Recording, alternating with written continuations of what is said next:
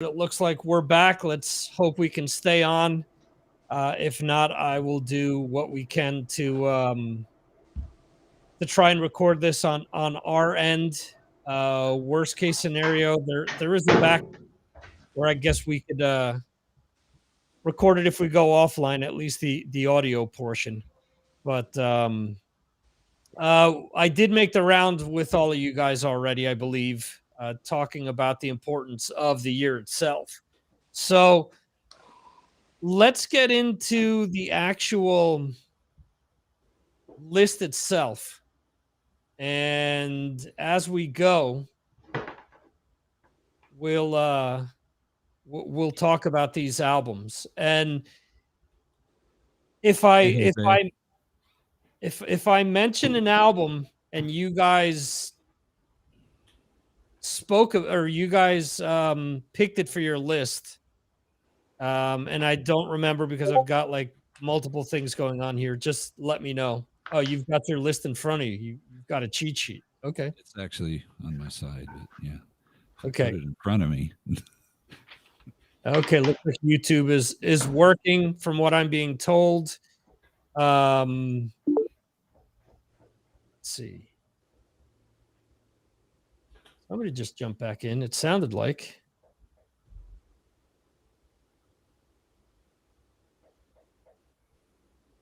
Okay. So we ended up voting on 2020. All right. I need to focus here. 36 different albums. I asked everyone to submit their top 10 albums of 1981. And you guys sent me your top 10. All right. Jerry, can you hear us? All right. We can hear you, but we can't see you. The entire platform dropped out, and I mean, people weren't able to see us or anything. Real quickly, since Jerry's the only one that we didn't get his take on this, for you, what is the importance of 1981 in the grand scheme of things in the evolution of hard rock and metal?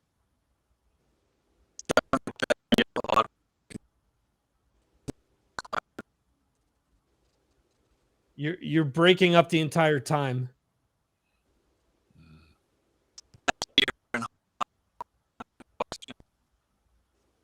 Best year in hard rock of all time, I believe, is what I heard you say.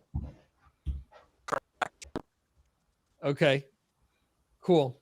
For you, I mean, you sent me a list of various years. It was this, it was, I believe, 86 and something else. So obviously to you, you feel that these are the most impactful years for the entire genre. In my life. Cool. I mean, obviously, we're going to get into the actual list of albums now. It was hard. A lot of people said it was hard to actually whittle it down to 10. More than one of you guys sent me honorable mentions and a bunch of different things, you know, or people had said, oh, you know, I can't pick. And I had to say, well, the order that you sent them in is going to be the 10. So if you want album X to get 10 points, then that's what I'm going with, but it's going to go 10-1. So I took everyone's top 10. Number 1 got 10 points, and that worked its way down up until album number 10, which got 1 point. So we're going to do honorable mentions based on albums that didn't make the top 10. So if any of you wants to stop me along the way to add something about this album, please do so. But here we go. So number 36 is Styx, Paradise Theater. Number 35, The Rods by the Rods. Number 34, Rainbow, Difficult to Cure. Number 33, Metal Church, Red Skies. Number 32, Bob and Doug, Great White North. I had that album. Take off, you hoser. Yeah, you might hear that on Yard Metal here and there. There you go. Number 31, Rolling Stones, Tattoo You.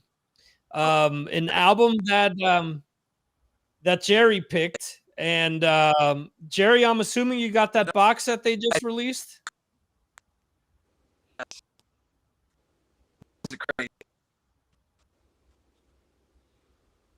Cool. Okay.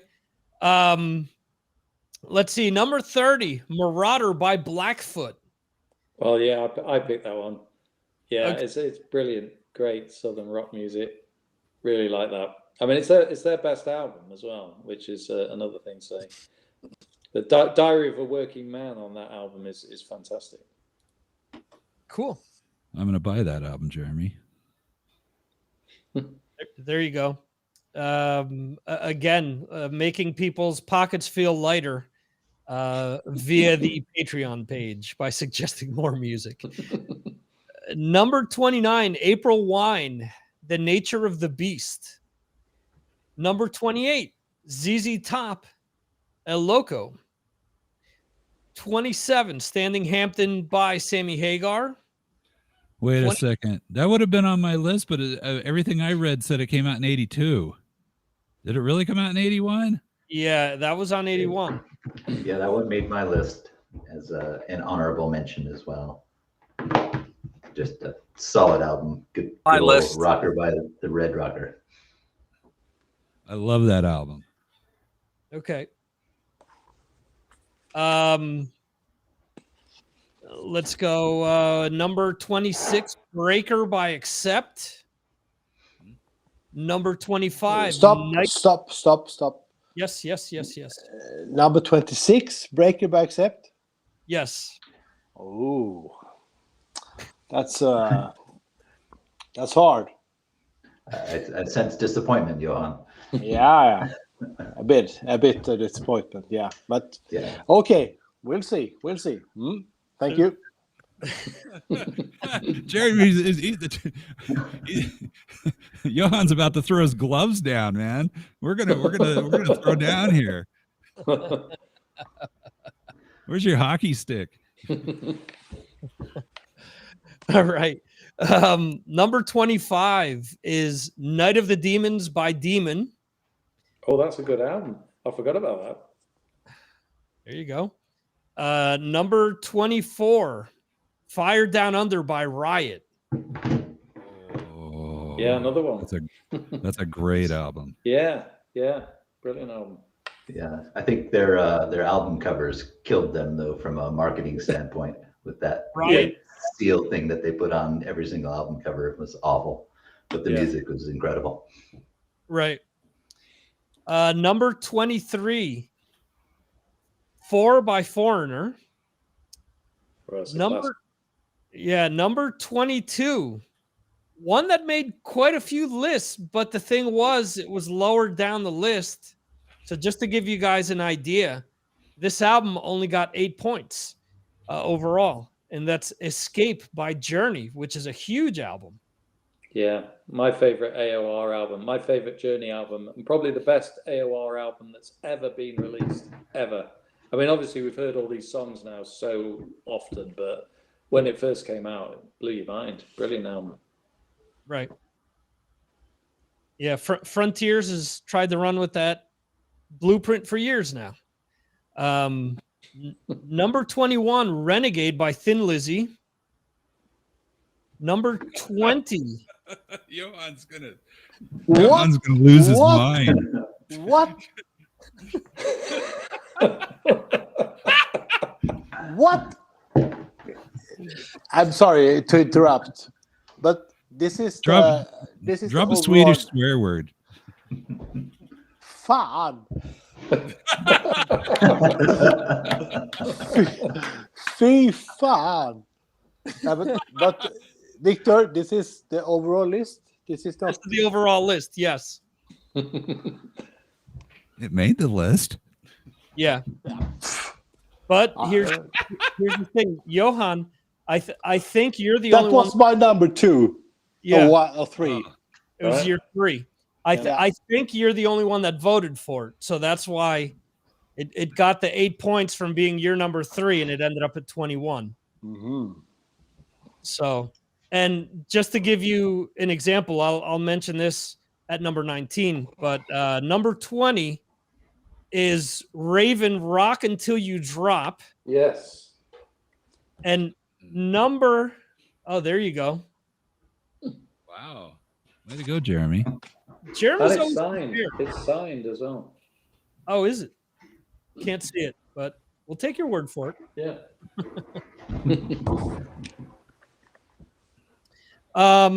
Let's see here. We were at number 19. Number 19 with 10 points is the self-titled debut by Kix, which was Metal Dan's number 1. I've never heard that. Wow. Yeah. So that goes to show you that the album needs to be voted by several people in order for it to rank higher. Number 8. Go ahead. Which was Midnight Dynamite. No, Midnight Dynamite is off of the album Midnight Dynamite. Yeah, which album? Album number 1 or 2, or do you know? Kix. I'm not a big Kix fan, so I don't know. Does anyone else know that I'm answer? gonna go 3. Okay.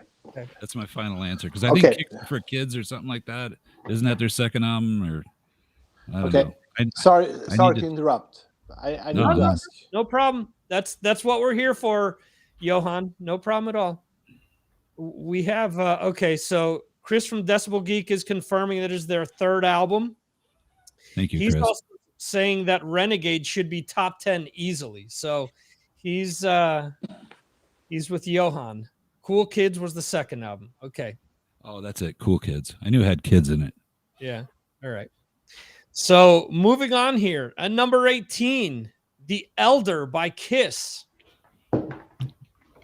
Number 17, Fire of Unknown Origin, Blue Oyster Cult. No. Johan again is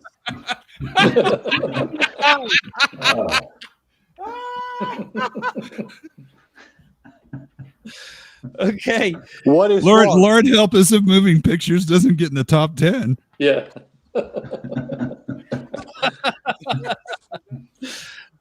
Again, comment from Chris from Decibel Geek. I don't know if you guys can. It was in my top 10, Johan. Okay. Let's see. Where was I? Okay, 16. UFO, The Wild, Yes. The Willing, and The Innocent.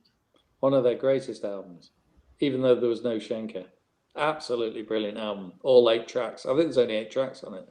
Yeah, I think it was their Violence. best Brilliant Tonka album. Yeah, for sure. Yeah. Okay. Let's see. Number 15. Speaking of Mr. Oh, there we go. UFO. Speaking of Mr. Schenker, he's peeking out from behind the curtain and blowing a kiss at us with the debut MSG album. Oh, Actually, it was the 2nd album. got that one as well. The second one. Okay. Oh, is it not that one? No, it's this one. No, that one came out in 80. No, that's 81. The other one's 82. What? So No, this no, one's no, actually man. not. That came out the year I almost died, 1980, because I remember sitting by the pool rehabbing, listening to that album. That was 1980. All right. This one. I was there. What does it say? It says 1980. Mm-hmm. Okay, See, so I remember when I almost died. It's been eliminated. all right. So, but let's see. Is the second Michael Schenker album from It's 81. MSG album came out in 81. Okay, so I have the title correct. I had the wrong album in mind. How about that? Fair enough. Okay, so the second album by Michael Schenker is at 15. I've got to go and get that now. I wonder if he'd be happy to know that he beat out UFO in our little poll here. Could be. And if he beat out Scorpions, he'd be even more thrilled. And if I look at my list here, I think I actually, UFO. I have UFO ranked 1 ahead of MSG. Okay.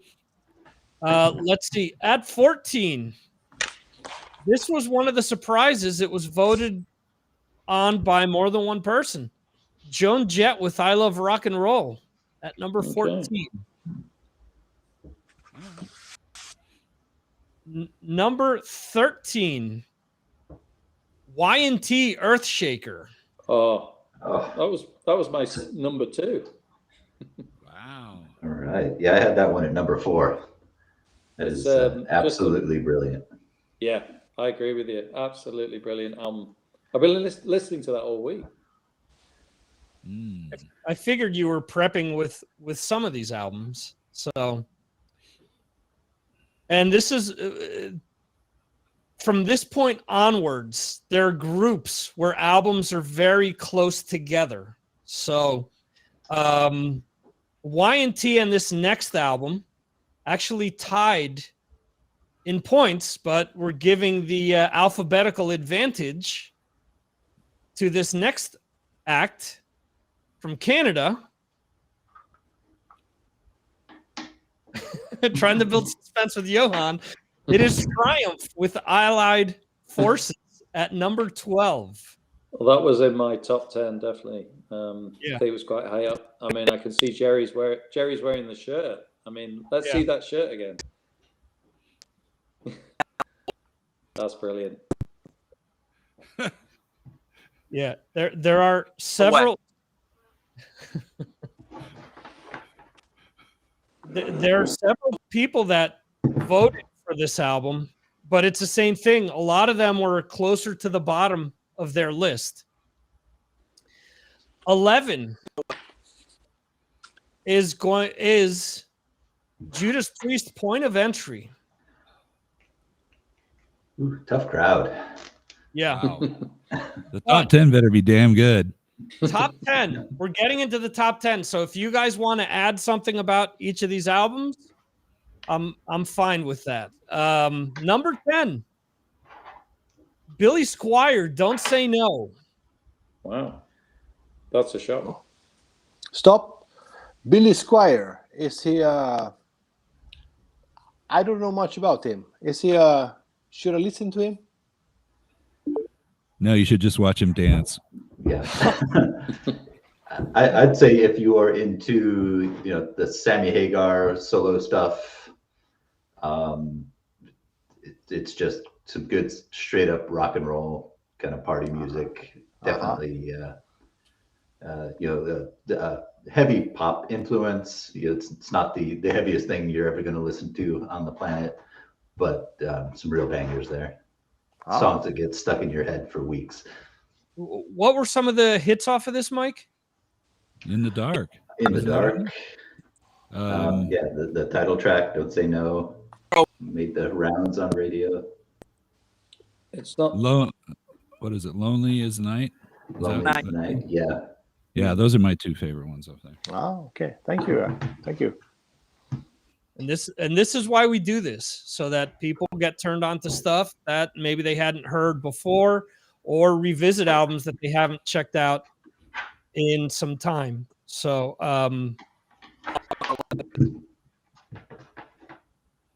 what's that, Jerry? Cut out again. Damn.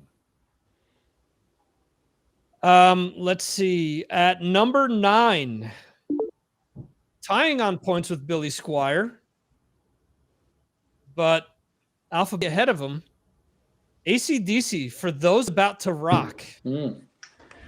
That of the albums that I picked, that is one of the few that I actually bought in 1981. I hopped on my bike, took a ride down to the record store, and came back with that sucker swinging in the breeze.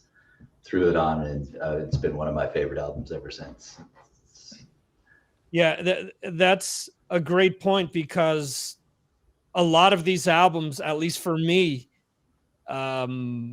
I didn't get into them at the time.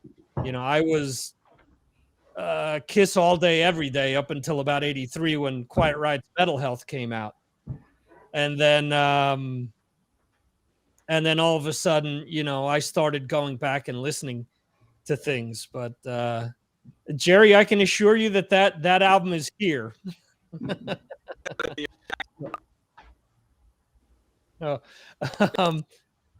Let's see.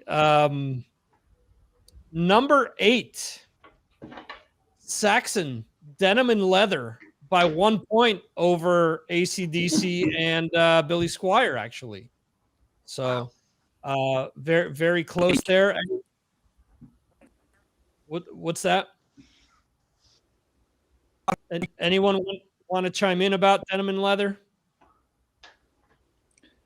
Yeah, well, obviously I will. I mean, it was very important for us in the UK. Saxon were just enormous at the time, and Denim and Leather just extended their, you know, the what they were doing really. And that particular song is just it's just a song for all of us, metal and rock freaks. It's amazing.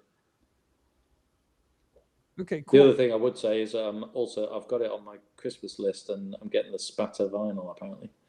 Hopefully. You know, the weird thing about that album, the vinyl that I got in 1981, it's weird. A couple of the songs kind of sped up and slowed down during the song, and of course that was corrected when I got the CD. So something weird happened when they did the vinyl on that one. I don't know if it was just mine. May have been. Mine was okay. Yeah, I think Midnight Rider was really all over the place. It sounded like the bus was running out of gas. They weren't playing to a click track. They re-recorded it later. Well, they did re-record some of those songs later, but yeah, I don't know. You know, I love Saxon. For me, that's just the production on it's just a little thin. Yeah, but I'd say I think that's true of a lot of albums. When you listen to a lot of old albums, you know, some of them are good, well produced, others aren't. But I think, you know, if a song's good, a song's good, and it's great to hear when they get sort of reproduced, you know, later on. But you know, that's the way it is sometimes. So some of the old albums sound a bit rough around the edges. Yeah, but one of my favorite Saxon songs, "Never Surrenders," on that album. So I think on our the US version, it was a number 2 track. All right. So just to give you guys an idea, that Saxon album totaled 21 points. At number 7 with 36 points. So there's a big jump. Is Rush with Moving Pictures. Go ahead, Johan. Yeah. I don't think Johan wants to talk about this album. This is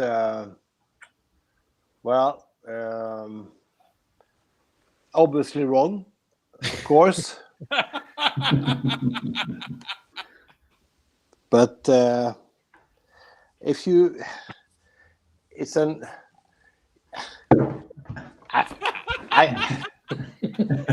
Well, let's say this.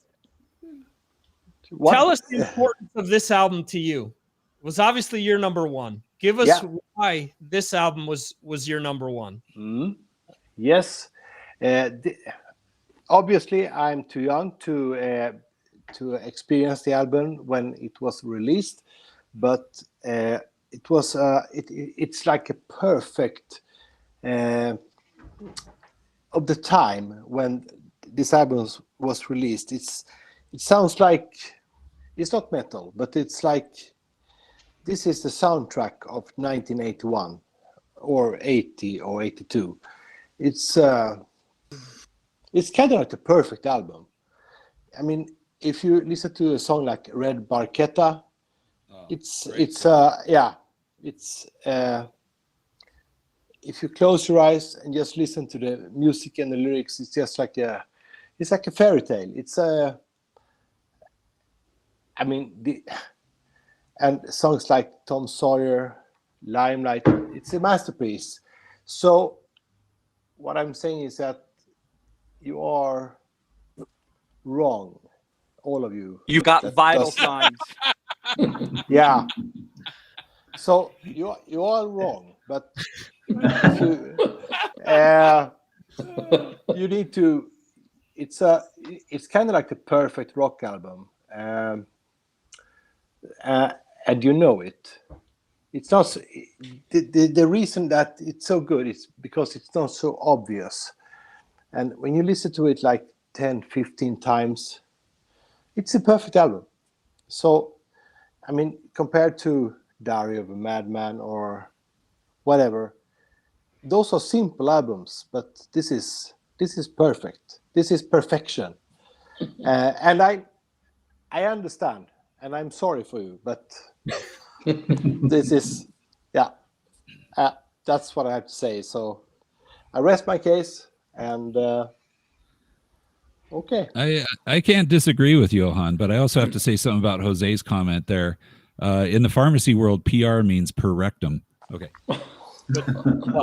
In his world, I'm hoping that's not the first album you put up your butt. no. PR is Puerto Rico. Jose grew up in Puerto Rico, so. So that was number one. What's number 2 and 3?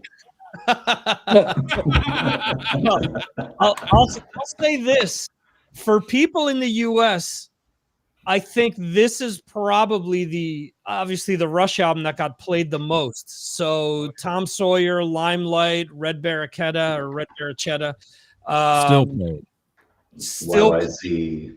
YYZ still played every single day on the radio. So Yeah. I would think that for a lot of people in the States, maybe there's burnout from hearing it so much that it isn't ranked as high for people. But I remember when this came out, I had a cousin that had this album, and he was telling me, Rush is the greatest band of all time. You have to listen to this. Just listen to Tom Sawyer. It's the greatest song ever written. So, you know, a lot of people at the time really enjoyed it.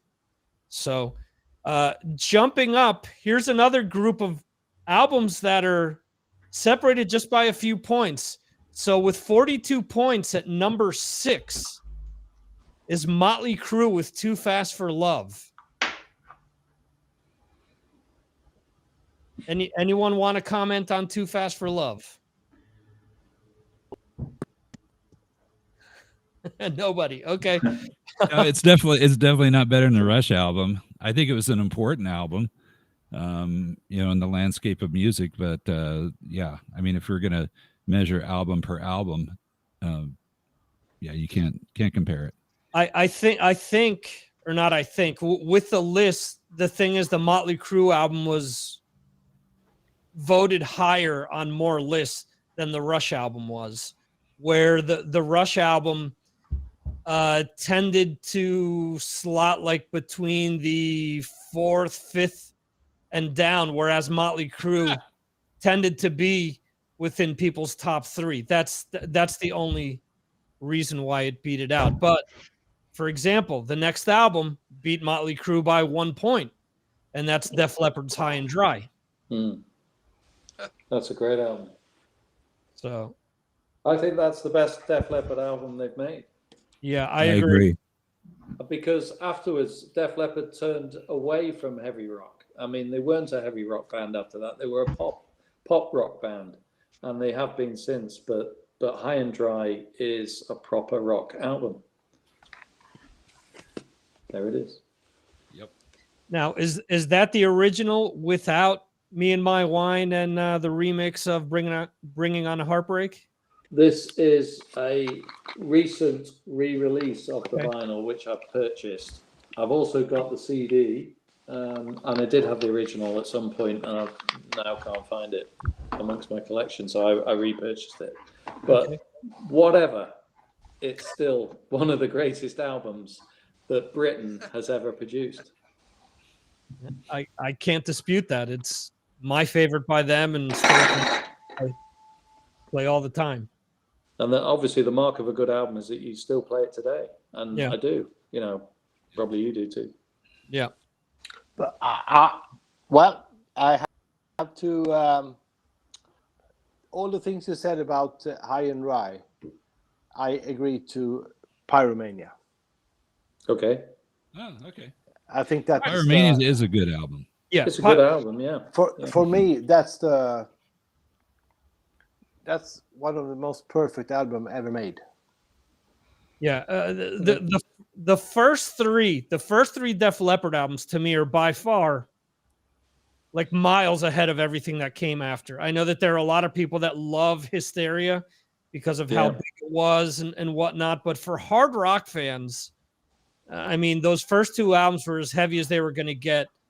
Pyromania had, more of a pop edge to it, but some of those deeper cuts, Die Hard the Hunter, Stage Fright, Billy's Got a Gun.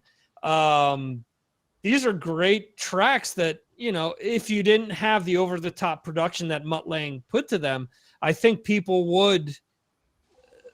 would see it in the same light as High and Dry from a hard rock standpoint. But it got them over the top. I mean, Photograph, Fooling, Rock Till You Drop, Rock of Ages. I mean, all these songs are still on the radio today. So an amazing band. And as I mentioned before, I don't know if it was when we got cut off or whatnot. There's an interview that Joey Vera did for a documentary where he said Armored Saint were listening to early Def Leppard and a lot of the bands out of Britain, and it was influencing them. It wasn't only Maiden and Priest. Def Leppard had those first two albums had a lot to do with what Saint's sound became. So with 45 points, Def Leppard had 43, is Van Halen's Fair Warning.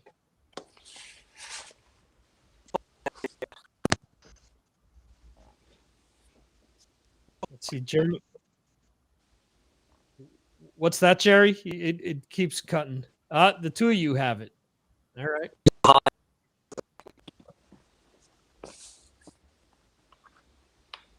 So there you go. Both Jeremy and Jerry have Fair Warning. For me, this was my intro to Van Halen. My brother had this on cassette, and it was the first thing that we had in our household by the band. Then I went back with the band. So I still play this all the time. Again, I know that a lot of people love the hits off of this. I posted the video for Unchained from the Santa Monica Civic Center, I believe, which used to get played on MTV all the time.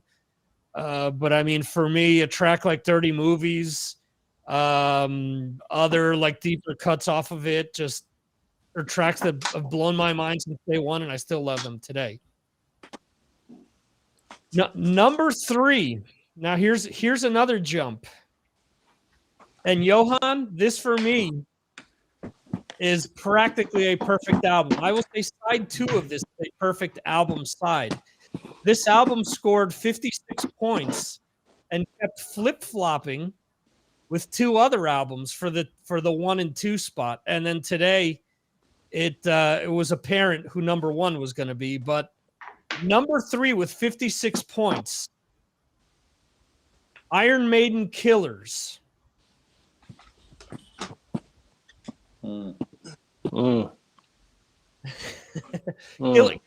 Killers to me is one of my favorite Maiden albums. To me, Killers, Seventh Son, and Power Slave are probably my top 3. But we're seeing that it wasn't for you guys. Was this an important album? Was it not? I know, Jeremy, this didn't even make your top 10. No, yeah, you're right, and it's strange, but I didn't really like the first 2 albums by Maiden. I liked Maiden Coming Through, and I liked Running Free, and I liked Charlotte the Harlot and those sort of songs. But to me, this wasn't the Maiden that I wanted to hear. I wanted to hear the Bruce Maiden that came through a year later. So yeah, it wasn't really in my top 10, and it's not an album I play. I mean, I played it this week just to have a listen to it. I didn't really like it very much. I'll be honest. Fair enough. I play side 2 all the time. Brad? Yeah, I gave this album was number one on my list. Just mostly, well, I still play it, but because it just changed. I felt like it just changed the whole landscape of heavy metal and hard rock when that album hit. I mean, the first album didn't make a dent in the U.S. This is the first one that we really heard over here. And I mean, I've told the stories how I tried to play bass along with it, and I couldn't even make it through one whole song without taking a break. He was just killing me, man. I'm like, this is just relentless and great. I mean, great songs. I mean, they go all over the place. It's not like now where you feel like, you know, the songs kind of sound the same on a Maiden album. Back then they didn't. Okay, I mean, there was just so much variety on that album, but yet it was all undeniably Maiden, and the world was changing as far as music at that point. All right. Number 2. Beating out Maiden by 1 point. Mob Rules by Black Sabbath. Oh, it wasn't number one. No. It was. I'm telling you, it was flip-flopping between Mob Rules, Killers, and what's number one. This is one of the greatest albums ever made. I agree. I mean, Heaven and Hell and Mob Rules. What self-respecting heavy metal or rock fan doesn't have those in his collection, his or her collection? Unbelievable. So, I mean, it has the best heavy metal song on it that's ever been made, Falling Off the Edge of the World. It is no fucking way. Just look at that listing and tell me that isn't the number one album. Well, we'll get to number one in a second. Yeah. The problem is, number one. I mean, I do have a drum roll here.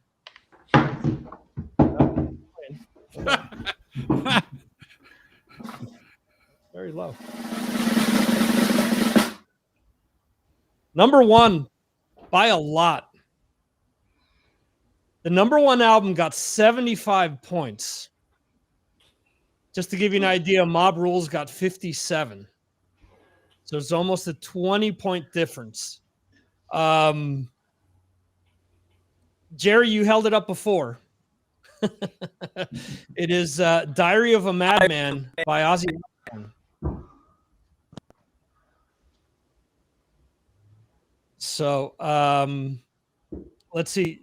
Jerry, what you held it up before. In your opinion, obviously a big deal, an important album. Number 2 for me. Okay. In your opinion, this What's album. my first pick? Yeah, let's see here. Jerry had fair warning at number one. Okay. In your opinion, coming in from Blizzard into Diary, how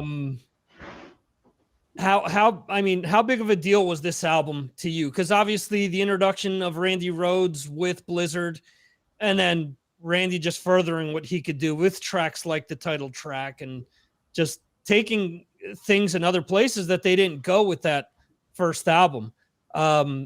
How big of a deal was that for you personally as a listener? Tremendous. If you listen to Diary of a Madman on 11, you could lose a filling. It's that fucking good. Where's You Gabriel Can't Kill when you Rock need and him? Roll, Flying High Again. Yeah, The they're record's insane. Yep, absolutely. And I don't know what the and hell's I do going on. listen to Diary of a Madman on 11, by the way. There you go. For some reason, I didn't bring you up to the larger screen here because keeping the small screen on you gives us your audio without cutting out. So there's something screwy going on with this platform tonight. So I apologize. Yeah. Anyone else want to chime in about Diary of a Madman? Yeah, I'm gonna Johan, say did you that- hang yourself yet? No, but you know, No, he's going to hang us. no, but you all know that you're wrong. You all know. Well, I'm It's sorry. the cognac my talking votes now. were cast is in 1981. Yeah, but With the storm you back to that time. So I didn't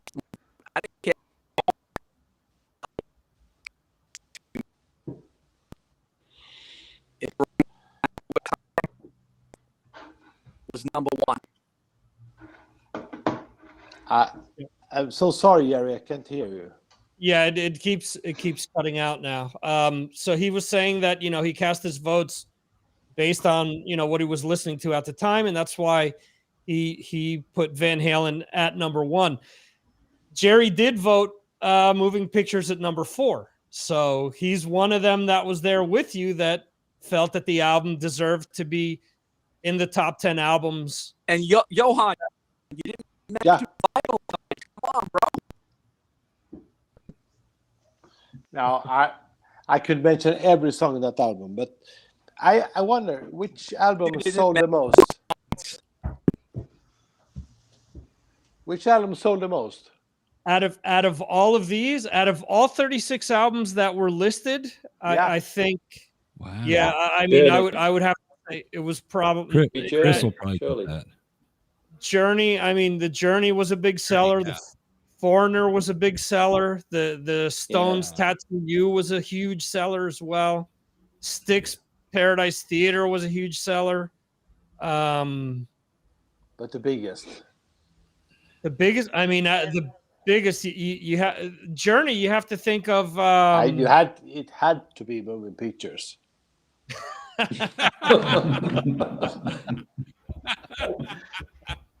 Out of the top 10? Johan, you're missing something. The Chicks all bought the Stones and Journey. Okay. You know, The funny Chicks thing were not about buying Journey. Moving Pictures. I got news for you, pal. Yeah, I guess.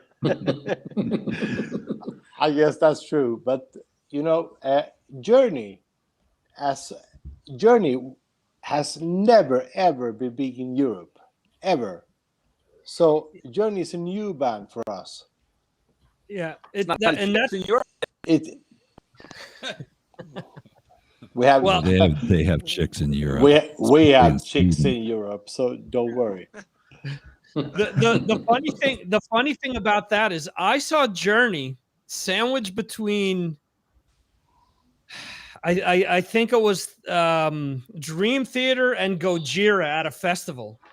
And to their credit, they were smart enough that they didn't play any ballads. They just came out and played, you know, a bunch of the hits, and then they played like stuff that was on the heavier side. And I guess during that show, they kind of gave Dean Castronovo carte blanche to, you know, do whatever he wanted, because I mean, he was an old Shrapnel Records drummer. He was like the house drummer for Shrapnel for a bunch of years.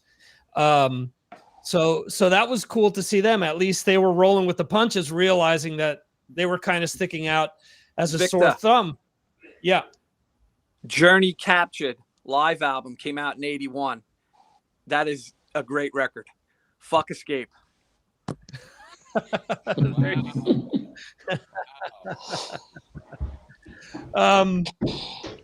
Let's see here.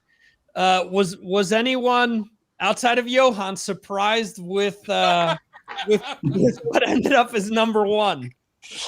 Yes, I was. Yeah. You thought it would be Mob Rules, Jeremy? Yeah, I thought Mob Rules would easily win it, and I'd forgotten about Diary of a Madman. It's strange, really, because I think in America and in the UK, we've had a little bit of a different perception of what was going on at the time. And I think that the Aussie album probably went over in the States better than it did in the UK. It did well in the UK, but I think Black Sabbath then were at the height of their game, and we were really appreciating Dio, obviously being Rainbow. Then he came into Black Sabbath. And that Black Sabbath lineup at the time was really blowing us away then, and I think it still is. So I was a bit surprised, that Ozzy took it. I'm also surprised at a few that haven't made the top 30 odd that you've mentioned, that we might get round to mentioning one or two that we haven't even mentioned at all yet. Yeah, let's just do one round here talking about what is here, and then let's talk about some of the other ones that aren't. There's one there. Oh, the White Snake. Yeah. with the rude cover. Mike, you voted for Mob Rules as well as your number one. I did, yes. I mean, it's an absolute perfect album. Like, honestly, though, of this list, there's probably 25 Desert Island albums for me from this year alone. There's just so many of them are so ingrained, so part of my growing up and my musical experience that, you know, it's every one of them. I have to sit down and listen to the album in order, or it doesn't sound right to me. Right. One song comes on, it's like, oh, this song has to be next because that's the way it was. You popped it in the cassette deck in your car, it flipped over halfway through, and you got them all in order. And I mean, yeah, that was Mob Rules was actually, Heaven and Hell, Mob Rules, Live Evil. That whole streak was just an incredible time for Sabbath. Recovering from losing Ozzy and moving on to the next stage in their career, it was absolutely brilliant. Yeah, let's see. Brad, you had Killers, which you mentioned before. Yeah, I'm gonna say this is my criteria wasn't what I thought was like, sitting back as not taking it personal and saying what was the best album. It was the album that I listened to the most and the album that hit me the hardest, and it was very difficult to rank them. But that's how I chose those 10 albums, is based on what I listened to. Yeah. I think all these albums people have mentioned are fantastic albums, and I love the passion that everybody has. That's fantastic, man, because that's what music's all about. And if you don't, again, you've heard me say it more than once. If you don't care about it, then what's the point? What's the point of getting out of bed tomorrow if you don't care about any of this stuff? Yeah, let's see. You also voted number 2 was Blue Oyster Cult, Fire of Unknown Origin. And the reason there is because, growing up, they were my favorite band, and I thought that album kind of brought them back. They kind of, the previous albums were kind of good, but not great. And I thought this album actually is great. And I listened to the hell out of it. Although, there's probably a couple of songs on there I could do without. So for Johan, it was on the opposite end of the spectrum. It was his number 9. But you still enjoy the album, obviously, if you're ranking it in your 10. Oh, it's a masterpiece. Absolutely. A late one for me. I heard it I really listened to it a couple of years ago. And there's a song called I can't remember, but what's the name of the last song, Brad? Don't Turn Your Back. Isn't that it? No, it's a girl's name. Oh, Joan Crawford. That's not the last song on there. No, isn't it? There's one after that. It's Don't Turn Your Back, isn't it? Come on, help me out, Chris. Chris Joan Crawford. It's that album is that's a great album. Really, it must have been. I agree. So wait, who produced that? Did Martin Birch produce that? Because I'm thinking he's all over our top 10. Yeah. Because didn't he do Mob Rules? He did Mob Rules and he did Killers. He did Killers. He did the Blue Oyster Cult album. He did the Rush album, right? No. No. No. We have good production on the Rush albums. So Rush is sacred, we need to do a whole episode of Rush. It's beyond this list. You can understand that It's got to happen. It has to happen. Yeah. We when we vote for the band to talk about next time around, I'll include Rush. If people vote for Rush, then we'll talk about them. I'll get my Utah approved non-alcohol cognac ready. Excellent. Yeah, so it was produced by Martin Birch, and the last track is "Don't Turn Your Back." Thank you. I love that song, by the way. It's a great closing song. It's just got such a cool vibe to it. It just kind of slides out. The great, yes. Again, number 2. I'm going to go number 2 again. Let's talk about some of the albums that didn't make it. Jeremy? Yeah, well, one that I want to mention, which I don't suppose many people actually really like very much, but it hit me at the time, was Future Shock by Gillan. This was a real, when you listen to it now, the production doesn't sound fantastic, but I think there's some really good songs on it, and I think he really does something different on the album. I remember at the time there was, I think it was either Kerrang or Sounds Magazine gave it a 5-star review, and I bought it based on that, and it had a really good sort of gatefold sleeve to the album as well. And yeah, I really like it. I think there's some good songs on it, and I do play it. The other two that I would mention, the one up there that you can see, the Whitesnake album. I mean, you know, a lot of the Whitesnake albums you would have in your top 30 or 40 of the year. It just didn't make the top 10. But there's some cracking songs on there. It's a good rock and roll album. And the final one I'd mention would be the Tigers of Pantang Spellbound, which was another good album. John Deverell was singing on it. I think it's one of their better albums. See, Jeremy, none of those 3 albums could you find here in a music store in the U.S. They didn't make it over here. So I can't deny that there's good music on those albums. I'm definitely buying one of those albums you just talked about. That's what I was actually going to say. The Ian Gillan stuff was either not sold in the U.S. or just didn't make it over, just wasn't big enough because, you know, as far as for me as a kid, everyone, Whitesnake included, nothing Deep Purple related took place until Perfect Strangers. So everything before Perfect Strangers and like between that and Machine Head, maybe because I was just too small and, you know, I didn't hear about that stuff, but there was like nothing. You didn't see Deep Purple in the stores. You did, but you had to search for it. Like it wasn't out. Like you didn't see Gillan or Whitesnake or stuff like that out on the shelves, you know? So that's why people ultimately didn't vote for it. A lot of these albums, I mean, if you look at it, were super popular at the time. You know, these were albums that were on the radio all the time. I'm looking at, for example, Mark sent me a list, and his stuff. I mean, he's someone who's always been like uber hits. You know, he's not a big fan of the deeper cuts, but I mean, he's got Billy Squire on here. He's got Sammy Hagar on here. He's got April Wine. He's got Styx. So these were all albums that were commercially big at the time, but maybe, you know, in the grand scheme of things, weren't as important in the long run because, you know, similar to what Jerry was saying,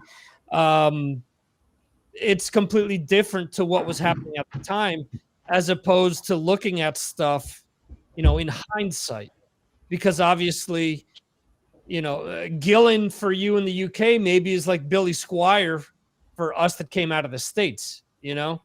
Yeah, absolutely. I mean, Billy Squire really did not resonate very much over in the UK, and neither did, who else did you just mention then apart from Billy Squire? You mentioned April Wine. April Wine, that was the other one.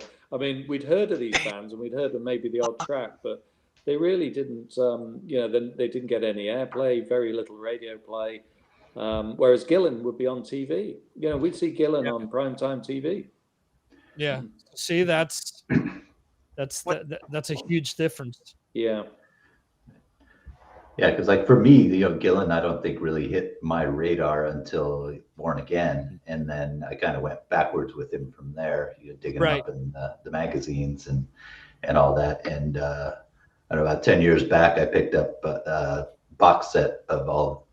It was the 6 Gillan solo albums plus a couple live albums, and it is amazing stuff. And I'm listening to it like, why didn't this get airplay in the States? You know, just marketing, if nothing else. Yeah. And that's a great point. I completely forgot about Born Again, and that was something that, I mean, we played the song trashed to death in our house. So I mean, I was very conscious of that. But following year, Perfect Strangers comes out, if I'm not mistaken. So that kind of eclipsed it. Yep. Yeah. So yeah, and Jeremy, you have no idea how hard it was to find a Saxon album over here back then. Really? I mean, Strong Arm of the Law, it didn't even exist until after Denim and Leather. And I thought, yeah, when I went and saw them in 81, 82, I think it was the first time I saw them at the Whiskey, and they started playing stuff off of Strong Arm of the Law. I thought that was a new album that was coming out. I had no idea that album existed. Yeah. Of course, they released 2 albums in 1 year, which was absolutely unheard of now. But, you know, in 1980, they released 2 albums in 1 year. I mean, that's crazy stuff. Yep. Yeah. Brad, did you happen to see Saxon in a broom closet somewhere in Agora Hills or something like that?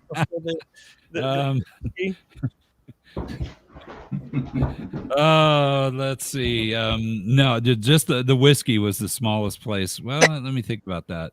I know CEO Dave saw them at this really just tiny club in Pomona, California. It was during the Destiny album tour, and they weren't getting any traction around here at all. Yeah. And he said there were like maybe 20 people there, and he stood right up in front of the stage and said it was a great show. So I don't know if you know, but they used to be called Son of a Bitch, and I had a friend of mine who saw them as that Son of a Bitch moniker in Yorkshire, and there was a handful of people there. Oh, I'm so jealous. Yeah, I didn't hear Saxon until I heard the song Crusader, and that was vacationing over here in Spain, and a friend played it for me. You know, then years later, Eddie Trunk would start to play Dallas 3 p.m. or whatever the name of the song is, and Denim and Leather and stuff like that. But before Eddie, I didn't hear it anywhere, you know. 1 p.m. 1 p.m. My bad. See, that's all right. That's right. You know, actually, it was on. Well, I guess it wasn't. It was 2 p.m. on the East Coast when it happened. There you go. Yeah, I know it was Kennedy assassination, but I got the time wrong. My bad. 3 p.m. in Puerto Rico. I don't know what time zone they're in. Let's see. Any other albums that didn't make it that you guys want to bring up? Exit Stage Left is a great live album. just for the record. Yeah. Did you? You're right. Did you happen to catch Jerry wearing the Blue Rush T-shirt? No. Jerry. I missed that. I love the Van Halen shirt. Oh, there it is. Yeah. Is that Caress of Steel? Guys, Van Halen keg party. Where were you guys?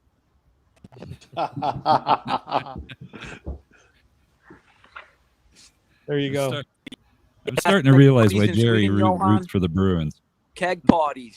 Johan, keggers. Yeah. Keg parties. Do you have those in Sweden? Keg parties. Cognac party. Yeah, a bunch of chicks, a bunch of kegs, and some Van Halen. No. No rush. No. We didn't. No, but we had vodka and. If we would have put Rush on, all those would have left. Yeah. Yeah, I know. I played at a lot of those parties, Jerry. It would have been a. Yo has what is it? Snowing behind you? Yeah. Yeah. All of our rain is your snow. we have a lot of snow now. Yeah. Another Rush shirt. See that? See, so you can't deny that Jerry is also a connoisseur of fine things, of all things Rush as well. That's great, Jerry. I can't hear you when you speak. It's just it cuts out a lot. yeah. Something isn't working right with Restream tonight. I don't know what it is, but they There's reset a everything. people heal. There you go. Cool. So this is kind of the wrapping up of the 1981 discussion. I want to thank all of you guys for taking part in the episode. I want to thank all you guys for submitting your lists. And we will be doing something similar in the next few months. I think that 1986 may be a good year to touch upon. Ooh. And if you want to be part of 82, 83, 84. we can do that. I like Jerry's idea. Let's There go we with go. that, man. Let's march forward through the 80s. Let's Jerry, go. you're brilliant. Number of the Beast, 1982, number 1. It's done. Now wait I a second. think- I'm pretty sure there's a Rush Write album it down. in 82, right? Signals came out 82, so Yeah, there you go. we can speak about that. Yeah, and by the time we'll do it, it'll be 2022, so it'll be the 40th anniversary of all of those albums as well. So that'll make sense. So there you go. Man. You've taken the brain work out of this for me, Jerry. So in a few months, if you want to join this discussion, you need to be a patron. You can do it for as little as $2 a month.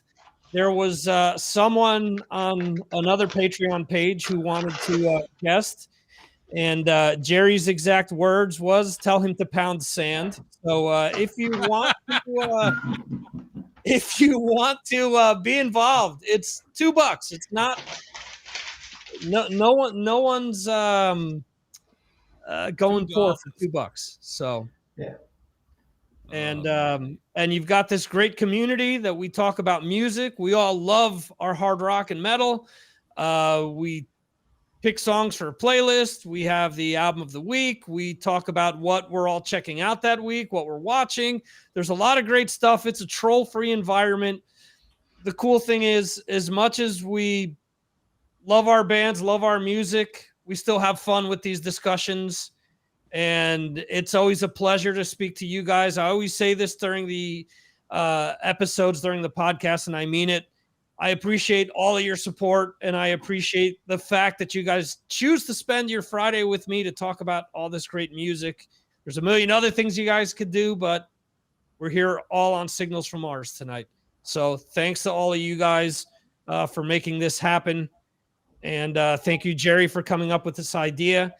And next week, we're going to be talking about we're still going to have the patrons on for the next 2 weeks before taking the holiday break. Next week, we're going to be talking about the state of hard rock and metal, where you guys think it's going. Is it safe? Is it not safe?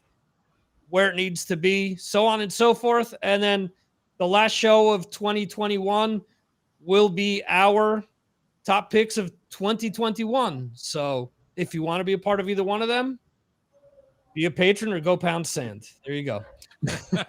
So, anyway, thank you guys. Thanks everyone who joined us tonight. And on that note, we will leave you with our outro video. And thank you guys for watching.